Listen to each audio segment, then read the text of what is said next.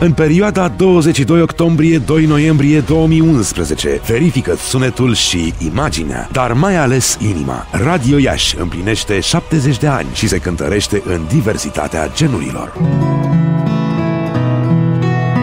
Sâmbătă 22 octombrie, ora 19, la Biblioteca Centrală Universitară Mihai Eminescu din Iași, recital de lied și poezie eminesciană. Tenor Daniel Magdal, Germania. Pian Adina Lupașcu, Opera Națională Română. Sergiu Tudose, societar al Teatrului Național Vasile Alexandri. Marți, 25 octombrie, ora 18, în bloc producție Radio Iași, spectacolul fanfarelor. Muzica militară a garnizoanei Iași, fanfara 10 prăjini, fanfara de la Chetriș.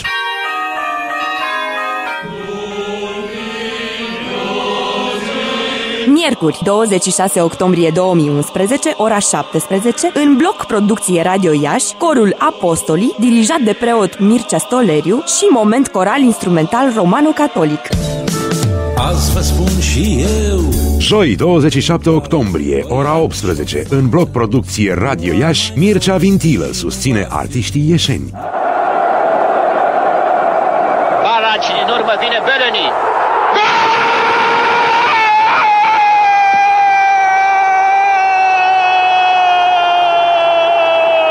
Vineri 28 octombrie, în seara campionilor mondiali, retrăim momentele de glorie ale fotbalului românesc. După 28 de ani pe Magic Stadium, onoarea de a revedea la Iași legende în viață ale României și ale Italiei.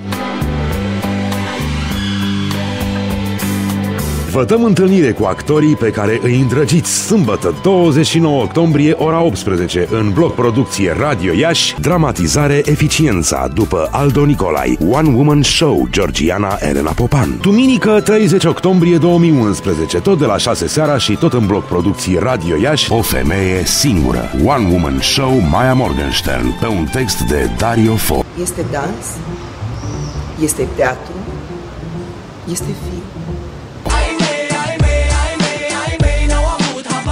Salut, sunt Guess Who și ascultați Radio Iași. Luni, 31 octombrie 2011, în culorile nopții FM, retransmitem concertul Guess Who.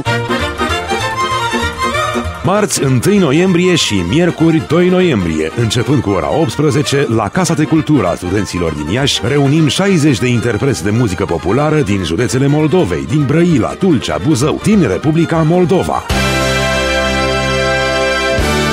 Promovăm succesul, concerte și spectacole pentru publicul nostru. Radio Iași, nevoia de a fi în legătură cu lumea.